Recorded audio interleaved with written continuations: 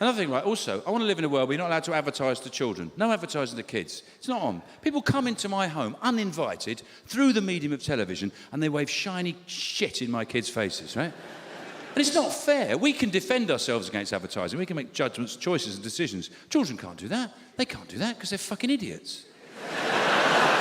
They're morons. They're thick as pig shit. If you put a picture of Shrek on a bag of gravel, they want it. Big hammock of snot hanging under their chin.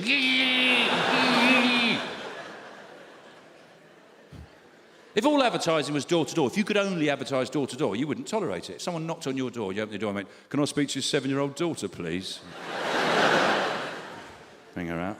And he bends down, ignores you, and goes, "Look, it's a My Pretty Polly Pocket mini vanity valise set." And that spins round, that opens up, there's messages in there, and you click characters and play with your friends and like that.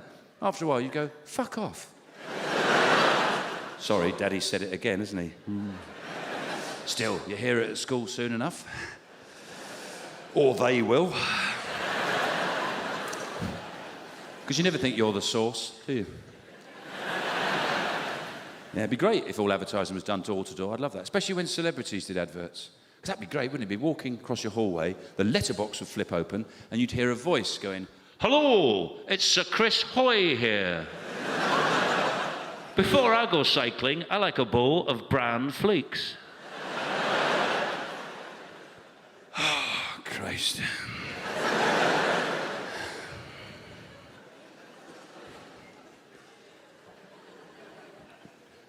"Hello, it's Sir Chris Hoy here.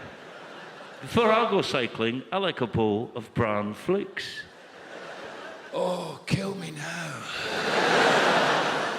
And he'd bump into other celebrities on the street. "Oh, hello, Keira." "Hello, Chris." "Hi, it's Keira Knightley here from the films. Yes, I didn't think I needed the money either. Anyway, I'm wearing a really tight catsuit, and when I walk away, I'd like you to look at my arse and think about Coco Chanel." Yeah. It's really subtle. It's my arse and perfume. Oh, who's this? Hello, Ray. "Hello, Keira."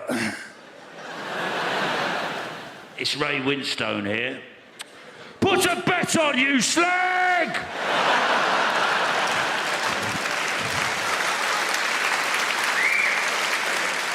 "There's loads of markets in play now." "Oh, who's that coming along the street?" "Oh, it's David Beckham." "Hello, Ray." Man of 1,000 voices. "Hello, David Beckham here. Everything under the sun. All of it. Hats, flannels, spanners, trousers, motorbikes. Just buy shit, all right?" I've been touring for a while now. Shows have gone pretty well. There's only one place I won't go back to. That's Guildford. Not going back to Guildford. That's a terrible blues song, isn't it? "I'm not going back to Guildford." I don't know what it is in Guildford. I don't think they just don't like laughing. They don't. If you smile at someone in Guildford, they look at you like you've got mental health issues. You go, "Hello," they go, "Oh, what's the matter with you?" Basically, they stared at me like they were looking out the windows of a bus replacement service.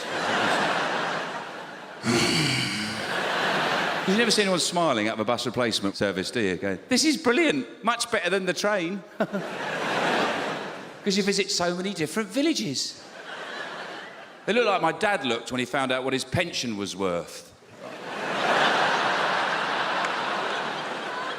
I mean, to be fair to them, it was the week that Margaret Thatcher died, and they're quite fond of her in those parts.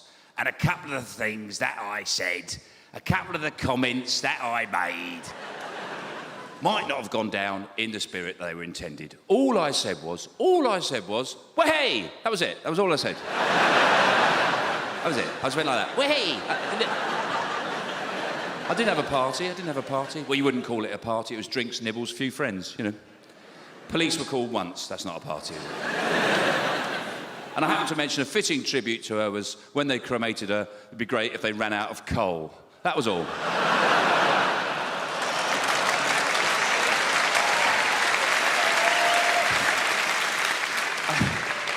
I think there's a lack of banter in the home, in the domestic environment, you know? Like, sometimes I'll say to my wife something like, how long do you think we could all live if we only ate toffee apples? You know, just putting it out there, you know. And she'll roll her eyes and carry on doing something worthwhile. It was in the pub, you get 20 minutes out of that. It's a bloody good question, Sean.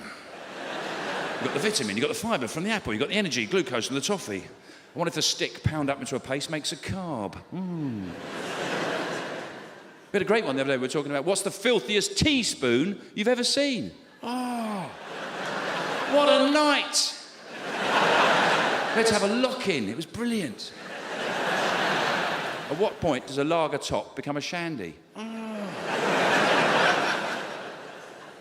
Who would you rather share a sleeping bag with? This we did the other day. Who would you got a choice, right? You've got one night in a sleeping bag. You've got Ronnie Wood from the Rolling Stones or Jeremy Vine from BBC Radio 2.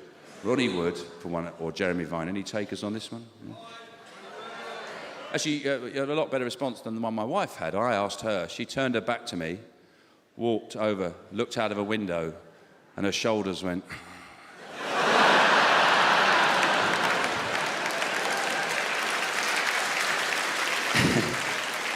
And she muttered something about, I suppose we got kids and it's better to...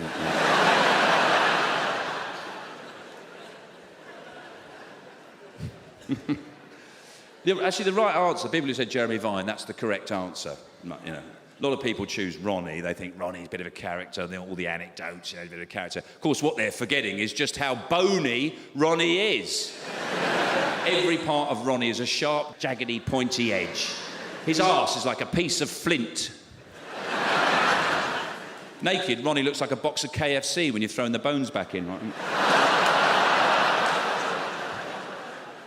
He's held together with bits of chicken skin, Ronnie Wood.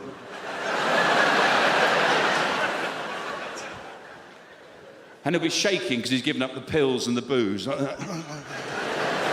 Ronnie, Yeah, I've thought about this stuff, yeah.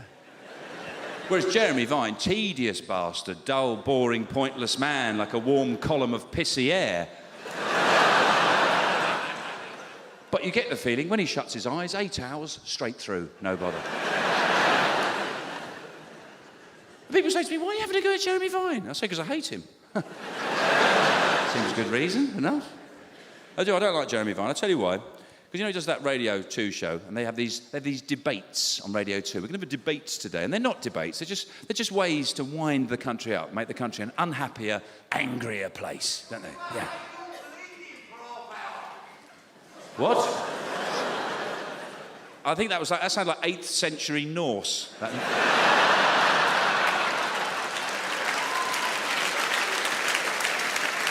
It's Jeremy Vine, I've just realised. It's Jeremy Vine. He's dressed up as a sort of drunken old mad cockney. I'll sneak in. I've heard about this routine. I'll have a couple of supertenants.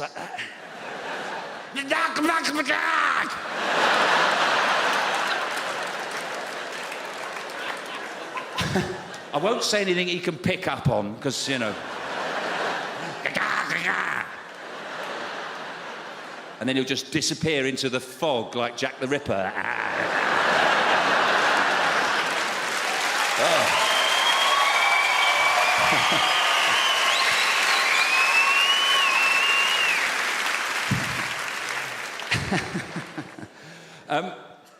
Yeah, you know, the debate. You have those debates on the show, and they just make the country an unhappier place. It just winds people up. It attracts nutters to phone in. Like, they'll have a debate. They say, today we're talking about sex education. Some people say it happens too soon. Other people say it doesn't happen soon enough. Are they right? Should we have sex education in nurseries, playgroups? Should teddy bears have genitals? And there'll be someone at home going, what? Teddy bears with cocks? No! They're going to put cocks on the teddy bears! And they phone in. Yeah.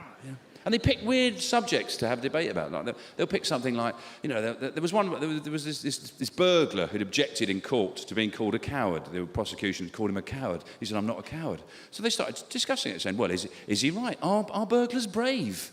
Should we admire them? Are they just entrepreneurs? There's people going,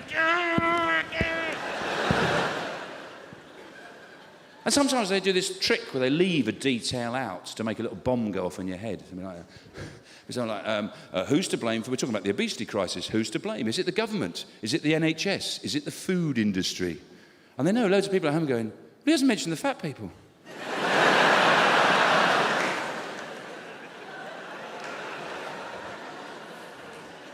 Yeah. Today we're talking about binge drinking. Why do you do it? Are you sad, lonely, depressed? Do you have low self-esteem? Do you need alcohol to enjoy social situations? And that's how I burnt my ear.